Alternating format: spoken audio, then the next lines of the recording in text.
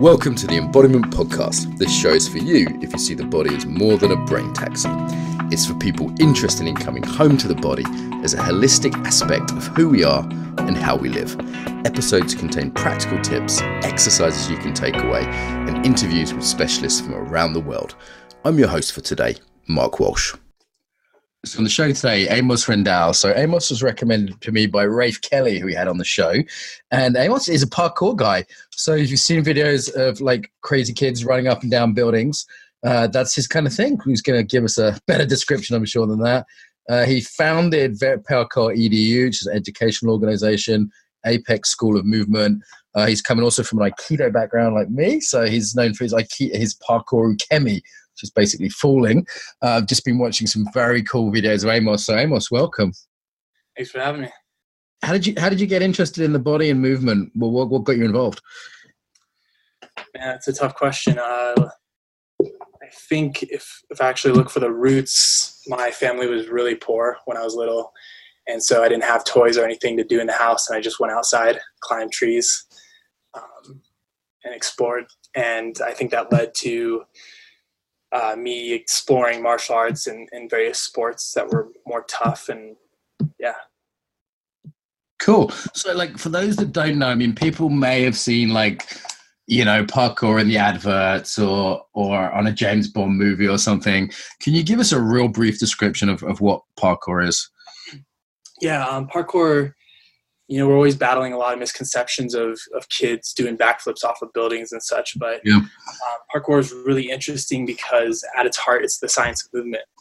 So any way that the human body can move in the real world, we study that. And I find it really interesting because it's really a conglomeration of capoeira, breaking, all sorts of martial arts, anything you can think of that aids us in studying in human movement in the real world, we study that. And as I understand it, it was originally, people have been running and moving for, forever. But the parkour in its modern form, there were some guys in France and they were in Paris and they'd been doing like Vietnamese martial arts and stuff. And they were kind of trying to move across the landscape and then moving across these kind of urban environments. Is that a very brief version of the history? No, yeah, that's a good look at it. Is a lot of people see it as a timeless philosophy, but also a group of teens in France started to actually put it together as a methodology and study particular movements and give them names. So yeah, well said. Cool. So what's so appealing about kind of running across stuff? If, like, let's say you're at a party, your Republican uncle's there. He's like, what do you mean, you devote your life to like running across buildings and jumping and climbing? Like, what's the point? I think there's so many different reasons and everybody has a different set. For me, I think it's just a fun way to be fit. It's also extremely functional. It's potentially the most functional fitness gets because we're studying, the exact way our body moves instead of just sitting in the gym curling weight. And I think probably the biggest reason is, for me, I have a deep conviction of harmony with my mind, body, and surroundings. Partly Aikido led me to parkour, interestingly. And for me, I'm just trying to study how I can fall better and interact with the world better, more elegantly. So those are some of my big reasons, but people have so many different reasons. So you have to excuse me for asking ignorant questions because I'm pretty new to this. And, I kind of looked at it years ago. It looked really exciting and cool. And then I kind of said, no, I'm too old. I discounted it. And then, I was at least 30 when I said that, and then recently I was with Rafe Kelly, a friend of mine, and he did this course in London. And we did a little bit of parkour in the trees and we're like running through the woods. We're jumping across logs and it's pretty simple, the stuff he was doing with me, but it was, jumping from one branch to another, kind of vaulting over stuff. And I first of all, I totally get it. You said it was great exercise without even realizing I was exercising. And secondly, it was like, I was built to do this, right? Like I'm a monkey, it's like I was like, my whole body was like, yeah, this is what you should be doing. Jumping over stuff, climbing under stuff. Some of the young kids there were doing some crazy moves, but just the basics just felt really natural. Yeah. That's a good way to describe it. It feels your body feels driven to do it. And it seems like a lot of people are just holding themselves back because, often in society, once you hit the age of 13, they're like, hey, you shouldn't be doing that anymore. But that's how it feels to me too, is just, this is what feels right. It's what my body should be doing. Yeah, there's definitely that thing in society that as you get older, you're supposed to move less, And I mean, as perhaps with time, there's some limitations, but I was on a client call today in the park and I was just walking along the top of a fence and challenging my balance and just kind of playing with it and having fun. And it's pretty low off the ground. So, when I fell off, I just kind of stepped down. And my client's like, oh, what's going on? Because he could kind of hear my breath was off. I was like, oh, yeah, I'm walking along the top of a fence. This client of mine was just like, what? And I'm like, yeah, why not? Like, I'm allowed to have fun too, right? Not just the kids. Yeah, actually, when I first started training, that was always a funny thing for me, is people just looking at me and being like, what is that grown man doing in public? Over time, it's nice in Boulder, Colorado, especially, where we've done a lot of work to educate our community. We've seen a major shift in people being just so confused by our existence to now the understanding what we're trying to achieve and what we're training for, and even seen it by many as like local heroes. But that's Boulder, Colorado. There's some places you go in the world where it's not just confusion. People actually, they see more as skaters.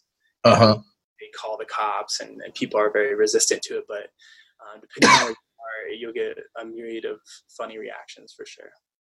Yeah, I was just talking to Ben Meder about this. I don't know if you know Ben in London, who does some movement stuff. And, he was saying that, we were talking about this and we're saying, you get this weird mix of sometimes people are looking at you like with admiration, like, wow, you're doing something that my body could do but doesn't.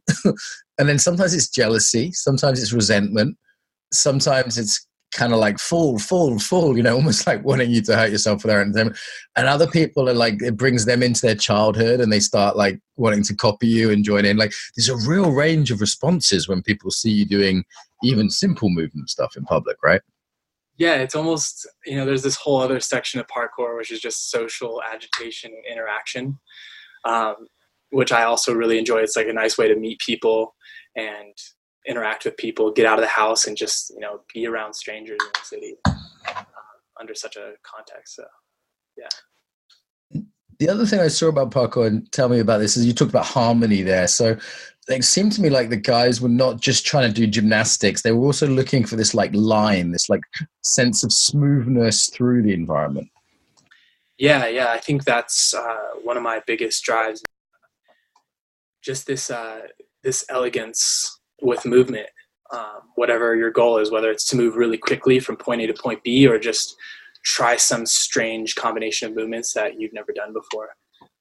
And yeah, that's a huge emphasis in parkour. In the earlier days when younger people were just stomping landings and not trying to be as careful, parkour did get a little bit of a connotation of, reckless extreme sport, but yeah, almost through natural selection, people that go on to keep training are the ones who really devote themselves to sustainable type training. And so yeah, I think that's what parkour is becoming and starting to emerge as. Yeah, it seems like there's a different maturity to it, kind of growing up now. Totally. Yeah. Like when I first looked at it, like nearly 10 years ago, there wasn't any schools you could train with in the UK.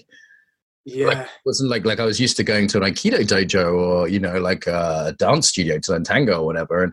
And I was like, I saw some kids like just jumping around on the seafront, but there wasn't like, you couldn't even Google it. Like you could maybe find someone on a forum and email them, but there wasn't like hey, come and learn these techniques in this place.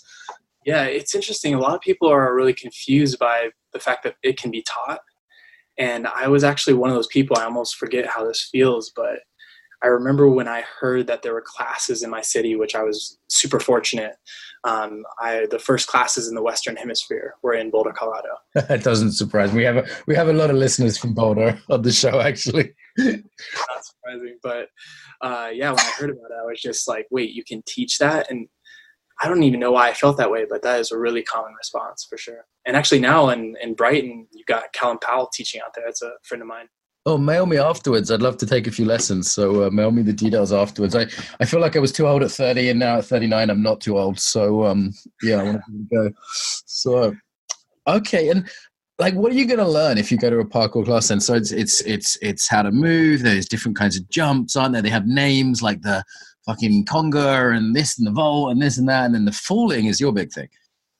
Yeah. So depending on what school you go to, like you said, it's very new still, and in some countries it's very unregulated. So anybody can start a program. So definitely you should be careful and make sure the coaches you're training under are certified and they have a good history. But if you go to a good school, you should be starting out with really low to ground movement, crawling, landing, falling, just developing a relationship with the ground first before you ever get up in the air. Lots of balance practice. And then after you learn some of those things and really get a strong foundation, you'll move on to some things like vaults, jumps, cat leaps, still low to ground, but some more techniques that will get you off the ground and are a little more dynamic. And the goal is to get to a point where you can integrate those techniques into obstacle courses and games for improvisation, various things like that. That's pretty much our beginner program right there, our curriculum. Very cool. And do you have like a center where people learn? Like I've seen a few videos of kind of like indoor centers with tumbling mats and like cool equipment, like kind of looks like an indoor play park. Yeah, absolutely. It's a good parkour gym simulates the outdoors really well. And there are still mats because mats are great tools, but it's mostly hard surfaces.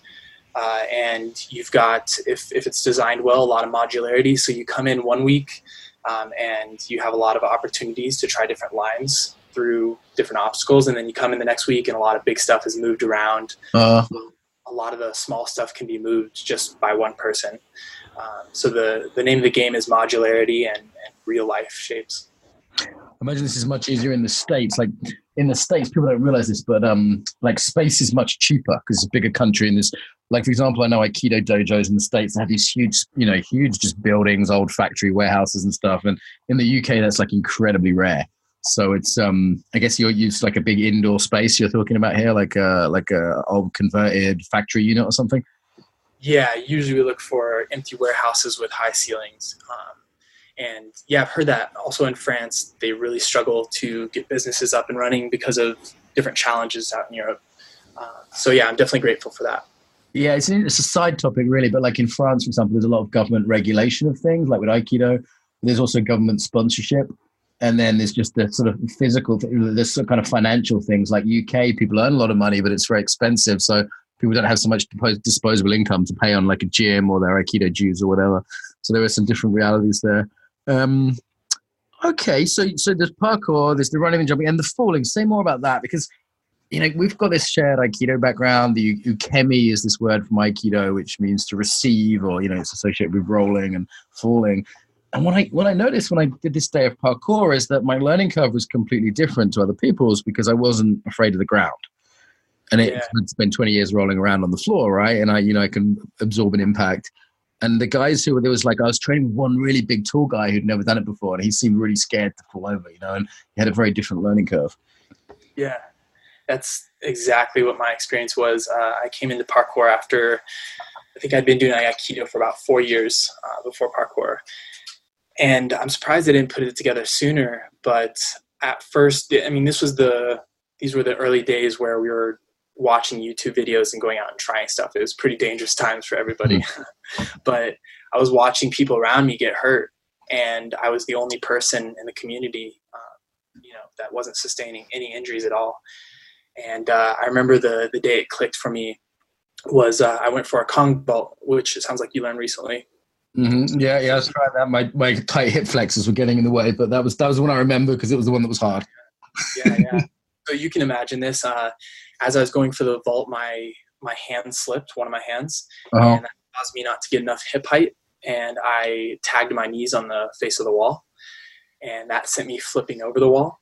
And unfortunately, in this situation, I had a big boulder in the landing zone that I was actually trying to vault and then land on. And without any thought, I just watched my body do its thing. I did a dive roll off to an angle and ended up just crouched next to the rock and just sitting there trying to figure out what even happened to me and like why I'm not getting injured. And that's when it really clicked, like, oh, I'm totally using Aikido techniques to save myself. So that's what sparked the whole idea of being interested in falling and starting to promote it in my own community, and then eventually teaching in other communities. And from there, it's been 10 years now. I've been having a really strong focus on falling technique. Yeah. So I'm guessing if you're teaching this when people are learning, they feel safer. And just psychologically, there's something about being able to fall over, as people get older, particularly, that becomes quite dangerous. Like a lot of old people really hurt themselves, Absolutely. And there's something about just being okay with falling over, right? That it's like you need to be okay to run away, to fall over, and to fight. If you have those three things, you've got a sort of psychological foundation just as an animal. Totally. It's beyond parkour. Parkour requires a lot of skill in falling, but I mean, in general in life, it's crazy. Since Aikido and studying Parkour Ukemi, I've had so many crazy situations that I've walked away without a scratch. Yeah. For a while, when I was riding my bike regularly, I would wreck my bike once a year at least. I got hit by a tram in Bordeaux, France. Shit. Did you look the wrong way? Oh no, you're driving the right way, like the French. I feel dumb, but it makes sense. I was riding my bicycle, listening to French radio, really focusing on learning the language. And in my city, once you cross the street, you're done crossing the street. Yeah. And in Bordeaux, there's a tram area that I just was not paying attention to. And then when I heard the little bell go off, it was too late. The French don't like it when you learn French. They will run you over for that. You've got to be careful. You can tell. I was Bordeaux's nice, though. Bordeaux's nice. Okay, so it's just there. It's a beautiful town. So you're teaching this art to people of falling. Like, how do you sell a class in falling over, though? Surely people are like, hey, I want to do the cool stuff. I don't want to learn that. Well, we integrate that into our curriculum. We have 5 locations in the U.S., and I write the curriculum, and we just make sure that anytime someone learns a technique in which they would need a falling technique, got it, prerequisites ahead of time. Because, people don't want to focus all their energy on learning how to fall. They want to be learning how to not fail. Uh-huh. But, people who really see this vision that I have for harmony with your environment, and also just spiking your learning curve through being able to try more things, like you said you experienced through that class. You were learning quicker because you weren't afraid of the ground, and mitigating injuries, and just like lightening the vibe of your training sessions. All these things, when people really see that vision, that's when people get really stoked on learning how to fall. And that's why I've been putting a lot of work into it, teaching workshops around the world. I just launched an online course today, actually. And the need is growing, and people are getting behind it for sure. Very cool. So I'm looking at your website. There's Parkour Ukemi, which is the falling, and also Parkour Randori, which is like in Japanese martial arts, that's like freestyle technique. Like, what is Parkour Randori? Both those terms I took from martial arts, Japanese martial arts, and Ukemi. The reason I put Parkour Ukemi together is those are my nods of gratitude to both those arts as really the sources of inspiration for me. And the randori would be the same. So as you understand, Ukemi it's not just falling in martial arts. The art versus giving a legitimate attack.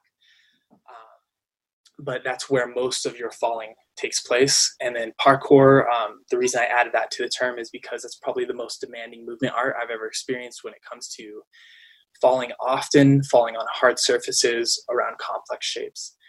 So that's almost kind of created a new style of falling where... Yeah, this is different. Sorry to jump in. This is different, isn't it? Because like Aikido, you're in a nice soft mat. Even, if it's a hard Japanese style one, there's no trees in the way. There's no benches in the way. There's no cars there. Like I've seen you do rolls across tables at different heights. And that's a kind of next level thing, right? Yeah, the way I look at it is in gymnastics gyms, climbing gyms, dojos, because of those environments, a lot of bad habits are formed. And that's been my experience studying Parkour Ukemi, is that we have to start adapting some of these techniques and do them differently in order to mitigate the risk. For example, in Aikido, often people scoop the arm when they roll under them. And in parkour, when you're dealing with hard surfaces and maybe a slick surface, over the years, I've seen tons of reports and people talk about their hands slipping out and striking the top of their AC joint, top of their shoulder, down on the concrete, causing collarbone injuries, AC joint injuries and such. So yeah, instead we use two hands. We make this triangle shape, and we use as much muscle from both of our arms as possible in between our head and neck in the concrete to guide the ground over. So yeah, I put a big emphasis on, taking what I learned from Aikido and then kind of gearing it for the real world. So that's why I use those two terms, Parkour Ukemi, is just to kind of nod to the sources, but it is a new study for sure. Yeah, like the martial arts slapping isn't so good on the concrete and stuff as well, right? Yeah, totally. I've seen people with bad habits for that go out and do it on a hard surface, and you learn that pretty quick for sure. I used to learn Aikido at university, so we'd go to Aikido and then go to the pub and get really drunk and do Ukemi on the way home on the concrete. So, that was how we learned as young Aikidoka. Nice. British style, baby. Okay, so what's the randori then? What's the randori?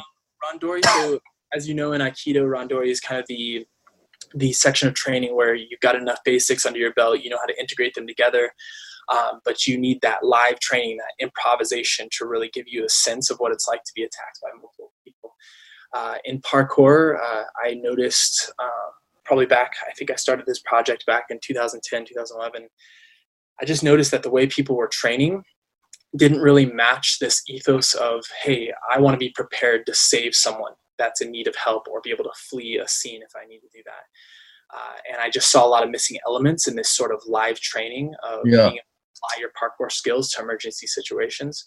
And so I started that project just to develop different techniques, methods, and drills so that you could take these skills and make them applicable to a real life situation.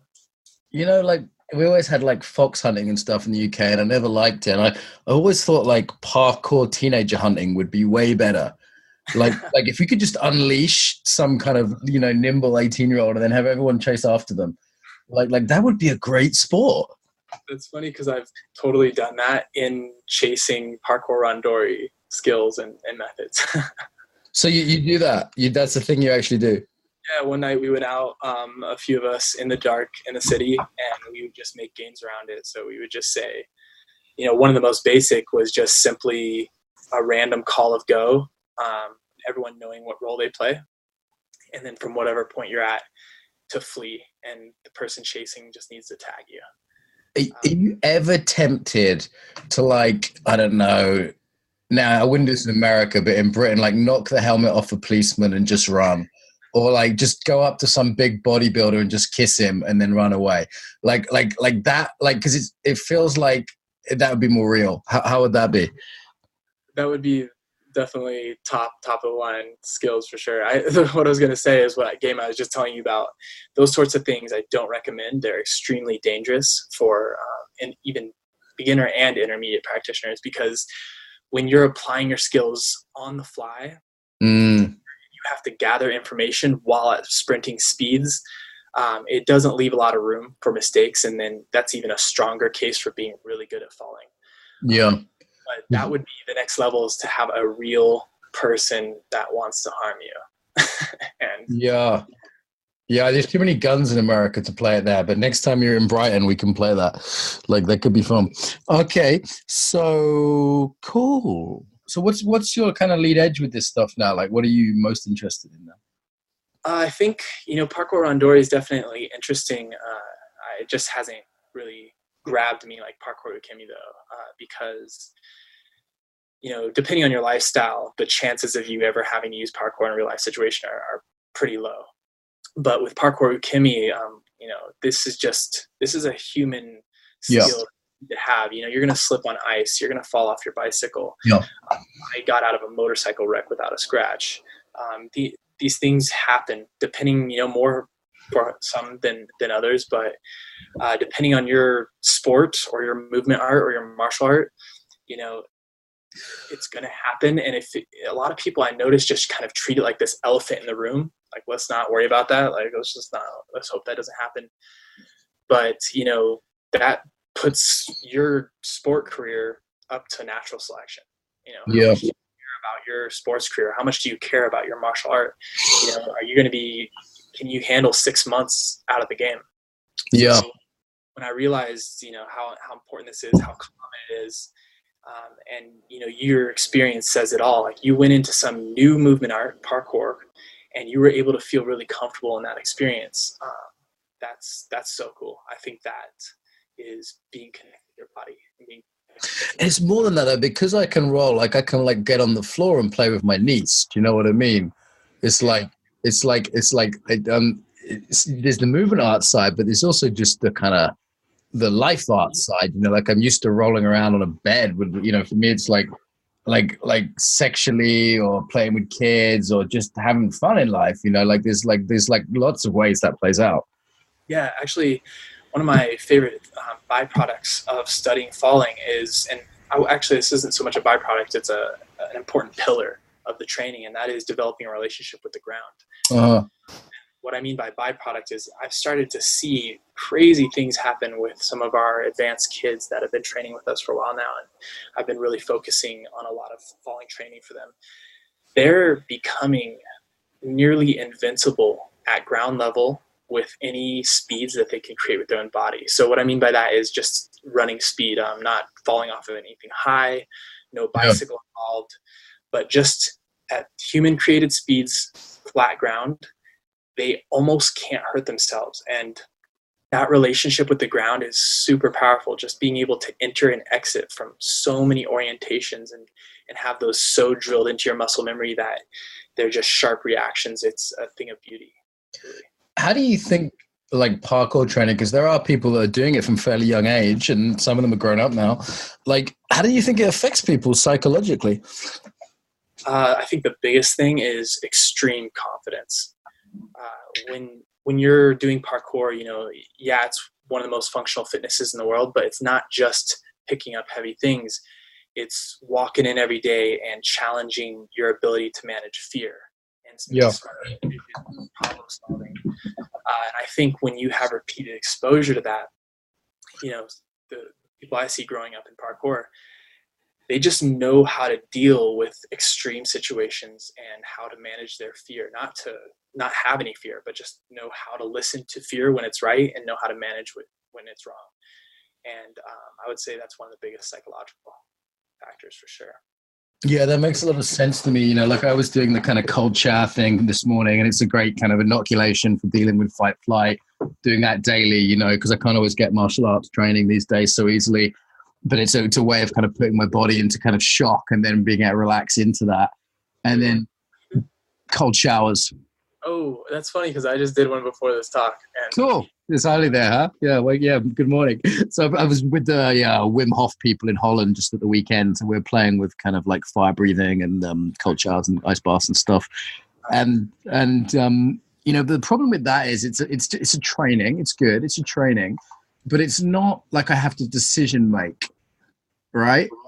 Like I mean, other than when to get out if I have an ice cream headache, like the thing with parkour or martial arts is you're actually making like real life decisions. Like, hey, is this jump too big for me? Like, I was listening to my body while training with Rafe, and I just wasn't used to it. So after a day, my ankles started to feel really weak, and I was like, okay, it's probably best I don't do any more spot to spot jumping this afternoon, And like real decisions to keep myself safe. In that case, that was totally the right decision. So that strikes me as something pretty important about it. Oh yeah, actually, so if you want to take that to the next level is in the context of Parkour randori, it's like that sensation you get when you get blasted with super cold water. Maybe you just sat down in the creek.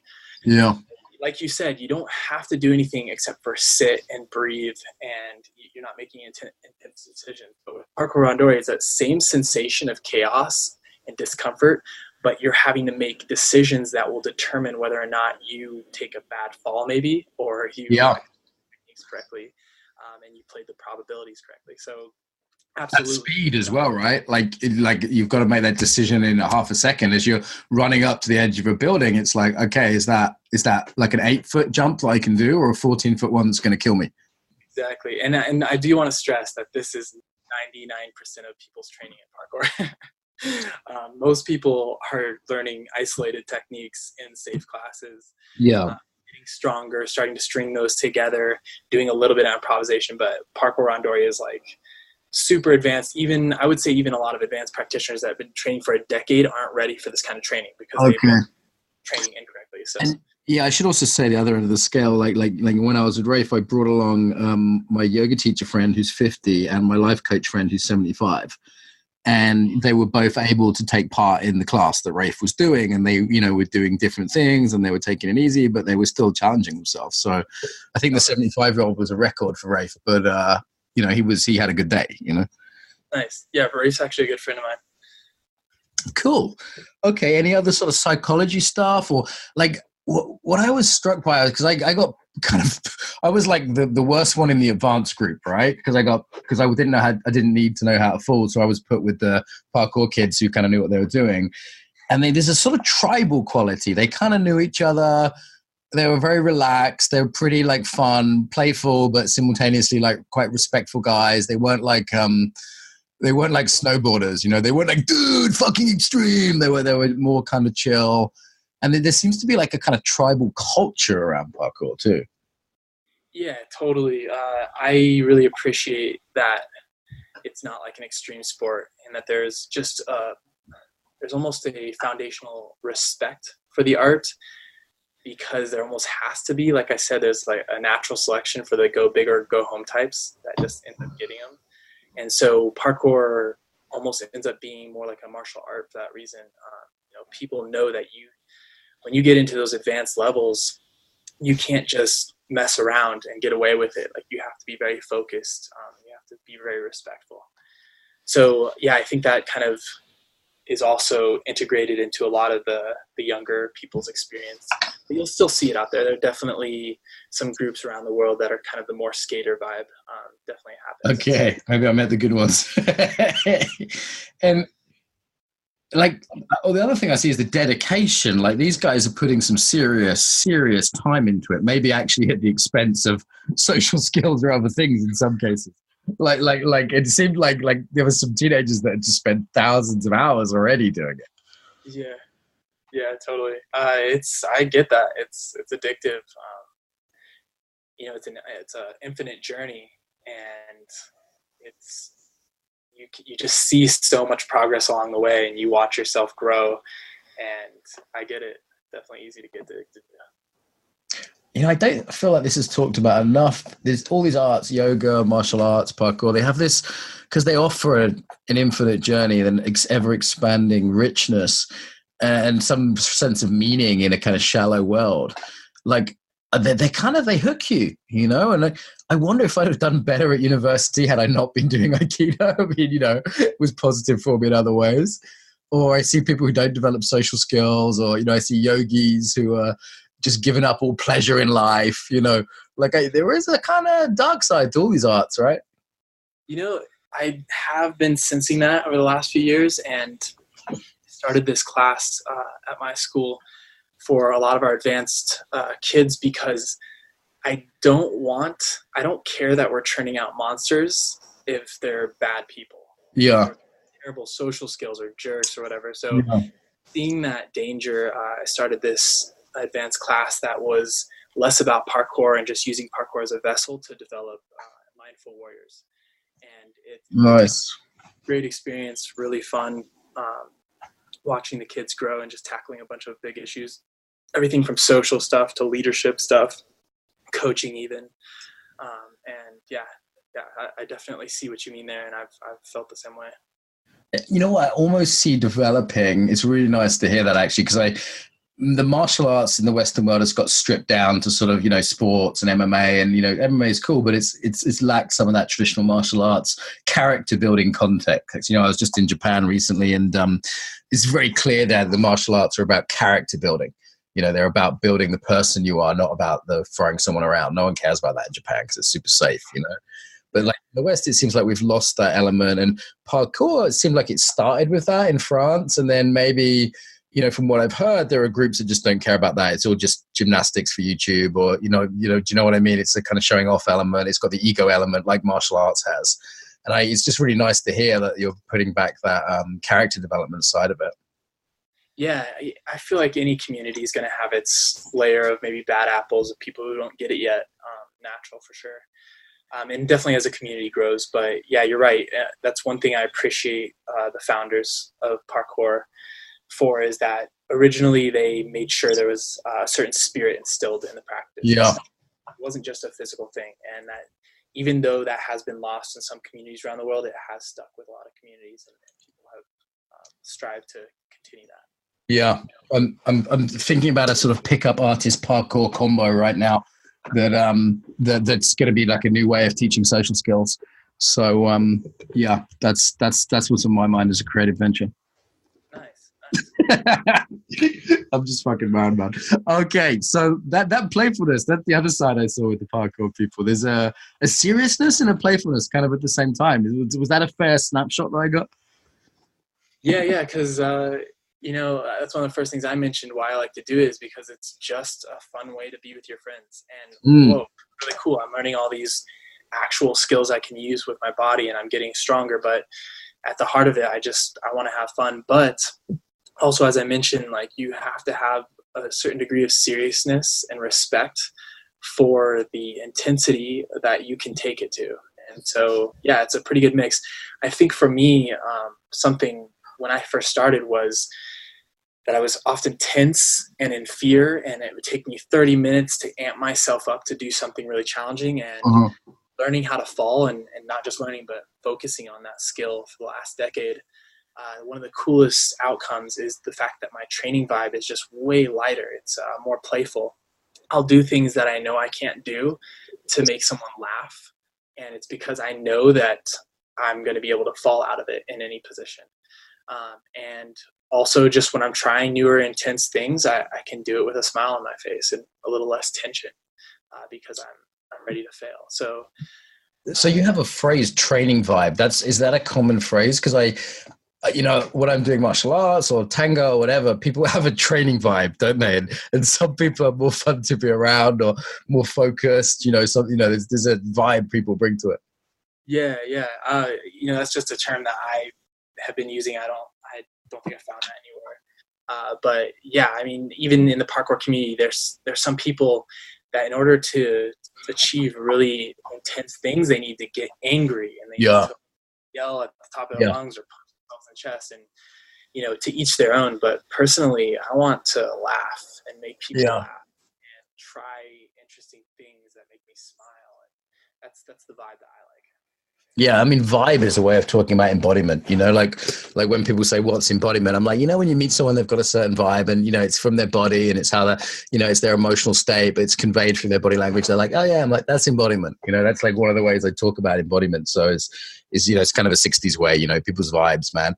But I get it. Like, people talk about vibe in all sorts of arts. And I feel like the idea of training vibe is pretty transferable to listeners, like whatever people are listening out there, like what's your training vibe? Is it focused? Is it fun to be around? And also, like, the emotions you're using, as you alluded to there, they have a certain cost and benefit. Like, anger gives you energy, but it takes away fine motor control.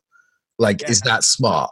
You know what I mean? Like passion is a certain energy which can do something, and playfulness does something else. And I find playfulness one of the best combinations because it gives a lot of energy without taking away some of the skills. Yeah.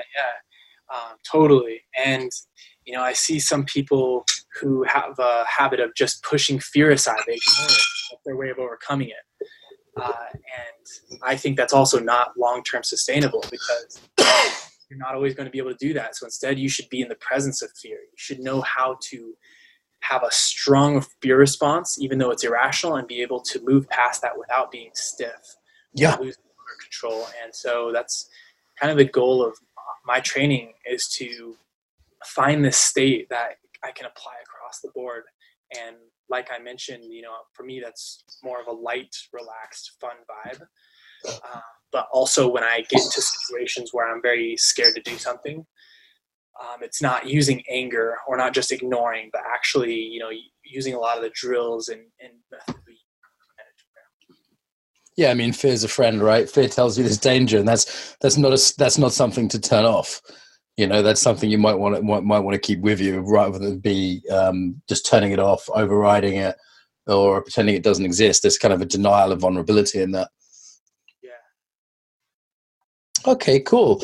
So here's one more piece that I saw when I was playing with this. That there's a social awareness piece in that what came up for me was like, okay, do I feel ashamed because I can't do what these guys can do? Or was it was also a little bit of competitiveness. And then there was like, hey, am I going to do this thing that I'm not quite ready for just because these guys are doing it? And then I imagine if you were really good, it would be like a different set of social things like, hey, am I showing off? Do I not want to show up these guys? Like there's a whole like social meditation that I saw in it as well. Oh, totally. Yeah, you've got great observations on the experience for sure. For me, that's part of it's being in public. Part of it's, people are watching you. Part of it are these elements of, you can probably find these things in lots of different places, but parkour enhances it for sure. And You're visible. You're seriously visible, and there's a definite sort of fail criteria a lot of the time, right? That's quite different than being in a yoga class and not hoping someone's looking out the corner of their eye that your downwards dog isn't very good. You're up a tree. Like one time Ben and Rafe were doing some moves, and like it's like 5 people with iPhones that like gathered in a few seconds, Classic, yeah. Actually, that's even something so simple as balancing on a rail in public is for me a moving meditation that embodies a lot of different elements, but one of them is battling your ego. Yeah. Yeah. To other people's eyes. And then if you take that, that's just a very simple thing. Then if you take that to something where you're about to do maybe the most intense thing you've ever done physically, and a crowd has amassed, like you said, there are phones out, you got maybe a jackass yelling, do a backflip at you. And it's another level of battling your ego and dealing with some of these social issues. Absolutely. The only thing I've seen close to it is when I did a year of street approach where I would walk up to beautiful women and introduce myself and just basically start conversations that had a sexual intent, but, in a respectful way. And that was very adrenal. And when there was people around, it was way worse, like on the bus or in a bar or people would gather or people would listen in, and sometimes it'd be some little old lady kind of wing-manging me and being like, yeah, that's it, Sonny, you ask her out, and other times there'd be some kind of feminist looking at it, it's disgusting, he said hello to her, and there'd be all this like shame, or other times there'd be guys looking at me like, wow, what a hero, I wish I had the confidence to do that, or jealous, or asking me how to do it.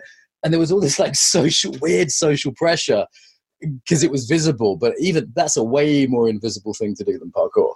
And then what do you find? You find that just tuning all that out and being connected, listening closely is what works, right? Yeah, I mean, generally my thing was like it's called the spotlight effect. Like, okay, I feel like I'm being more looked at than I am. And secondly, if I worry about that either way, it's going to mess this up. Because for me, the kind of authentic approach was the best one, to just be like sincere and authentic and just be like, hey, I saw you, I thought you're nice, so wanted to say hi, like real strict. And if I was worried about anyone judging me, either good or bad, treat those 2 imposters the same, then I would get screwed up. And then pretty soon I wasn't in an authentic connection with the girl. So like for me, there was definitely something in it about just being like, okay, how am I in relationship to this one person who's in front of me? Like it's like the one jump or the one whatever you're doing. No, that's it. That's so interesting because the parallels to parkour are really cool, but the difference is if you mess up, you get body slammed by like a concrete wall. Well, there was one time in Bulgaria when a huge weightlifter boyfriend turned up at the exact right moment, so it's not without risk of body slamming, but it's actually, this is a really interesting comparison. Let's explore this. So that's a situation where there's a lot of social shame and social risk, and there's a voice in your head saying, hey, don't be a creep, or don't, and obviously there's a certain degree of consideration and social appropriateness involved, right? Like you're not randomly going up to anyone. It's someone that you think, okay, they kind of seem open and maybe they're in a mood for this, And there's still this voice, like I notice even fear saying this online. I don't think I've ever said this on the podcast before. And there's a social fear, which in some ways I think is worse than physical fear. As a martial artist, it was certainly way worse than sparring as an intense thing. Yeah. And I don't want to like compare in some ways because it's a different thing, but I think we're more scared of social things than actually hurting ourselves physically, right? Like, which would you rather? Would you rather fall over or have your friend reject you? Yeah, that's, I think that's the reason public speaking is like one of the number 1 fears in the world for sure. That's interesting. So what does the parkour guy who can jump across buildings fear? My biggest weakness right now is cold water. Okay, say more. I don't know what it is about my body type, but it is just extremely painful for me to get into like a cold creek. And so I just took a cold shower before this talk, and I've been trying to get myself closer to that, and I'm seeing progress, but I don't know. Okay. And like socially, how much transfers across? Like, would you say, you talked about confidence earlier, would you say parkour people are more socially fearless or the same or less? It's hard to say. I can't speak from my experience because I've spent a ton of time doing coaching certifications and public speaking through my job. So I see that a lot of parkour people are very like outgoing, but it's hard to say for sure. Yeah. Yeah. Where do you think it's going? The parkour world, the parkour community. Where do you think that's gonna end up? For me, and all the different movement communities I've kept my eyes on, including martial arts, I think parkour has this really expansive potential in the future that other things are limited by. Whether it's like certain rules of those games or the fact that they're all on flat ground with no heights.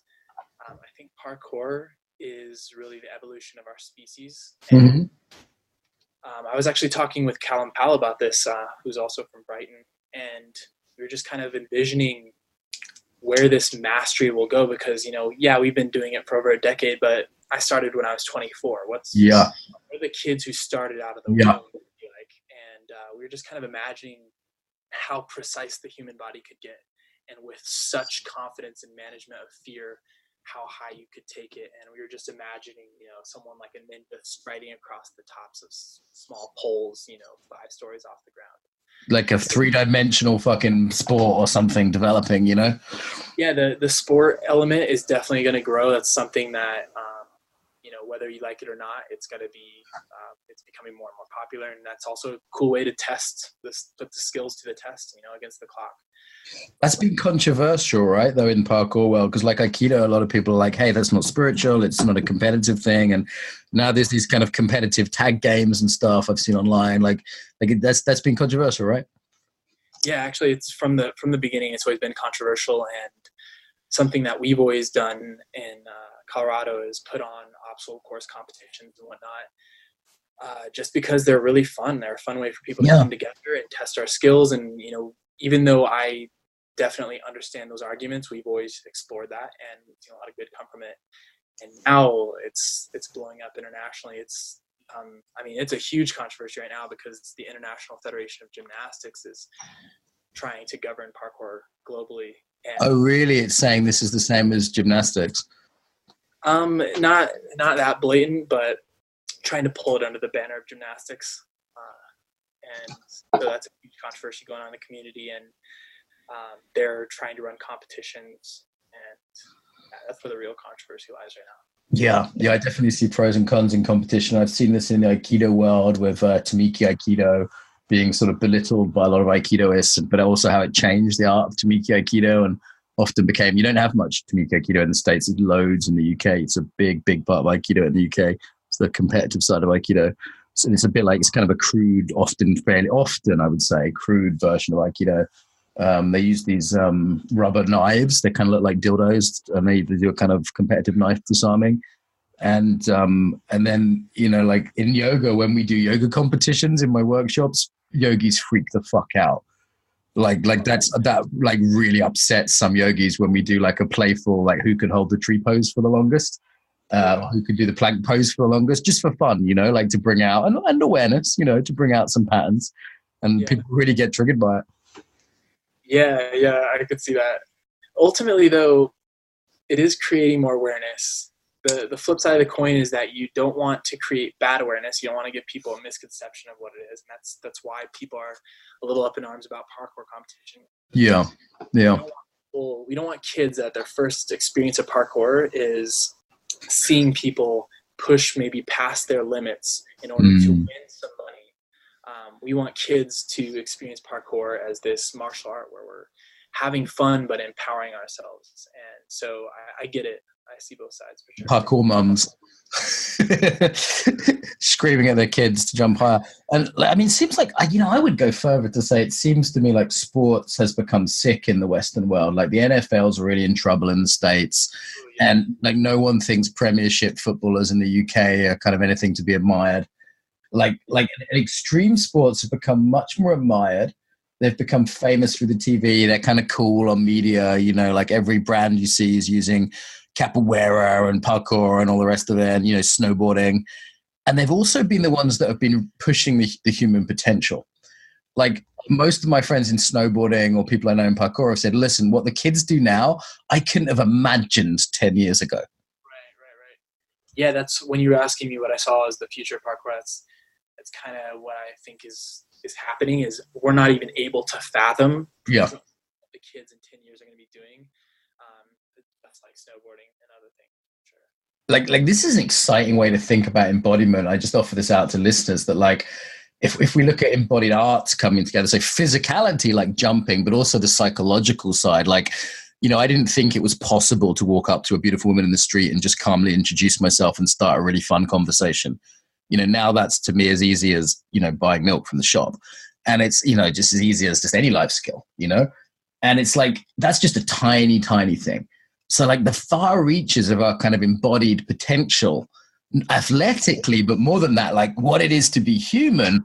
Like I feel like we're just monkeys who have just sort of hitting two rocks together to invent fire, and so much more is possible. Yeah, I get little glimpses here and there that make me feel the same way for sure. When you see like a cool Aikido guy who's able to be different skills, or it's that for me is like I want us to be excited about the possibilities of all these embodied arts. Yeah, and see people from a young age then study these things like there's, instead of PE class. Yeah. Kids doing yoga. One of my yoga teachers, she's 24. She's been doing yoga since she was 8. Her mum brought her up with yoga. And, she's not the 24-year-old I was, I tell you. She's just calm and fucking well-balanced. And I was like, shouldn't you be like on drugs or something? It's like, listen, man, this has been fun, but we need to move towards wrap up. Do you have like first of all, where can people find out more about you? Where should they go? If you're interested in my various projects and businesses, parkour, art of falling, etc., probably the easiest place is amosrendao.com. And that's REN for November, DAO. Yeah, Amos Rendao. Cool. And YouTube, I want to recommend people check you out on YouTube, because like listening to a podcast, this stuff might seem a bit abstract, but your YouTube videos are really just fun and light and cool. Yeah, a good example of the way I do parkour is actually on the front page of that website. And also interestingly, today I'm launching my online course on the art of falling, which is the accumulation of the last 10 years of study. And, I've even been training falling for probably 14, 15 years. And I've wrapped it all together and into a curriculum, and I'm really excited to see how it affects people. Nice one. So if you send me a link to that, we can share that too. I imagine it's through the website as well, isn't it? So easy enough. And lastly, Amos, do you have a parting message about the body for listeners? I think I share your excitement on just finding out how deep the rabbit hole goes, and finding out how, whether it's daily routines or studying parkour or yoga, all these things can come together and help us feel more confident and grounded. And I'm just excited to see where it all goes. Amos, thank you so much for joining us today. Thank you, Mark. Subscribe to get more. And you can also leave us a review on iTunes, which helps with our rankings. So really appreciate that. Equally, if you want to support the podcast even more, then fund us. Go to Patreon. Give us $1 per episode. Those who don't know, Patreon's a really good way of supporting things you want to see more of in the world. I know like so much is available for free now. And, what I'd say is a lot of energy and effort goes into this podcast. I put it out there for free so everyone can get it. Maud and I work on this. Everyone that wants it can have it for free. And if you want to support us, it is really appreciated. So it's patreon.com/Mark Walsh. And of course, if you want any in-person training, you can visit embodiedfacilitator.com. There's loads more resources there too. Till next time, welcome home to the body.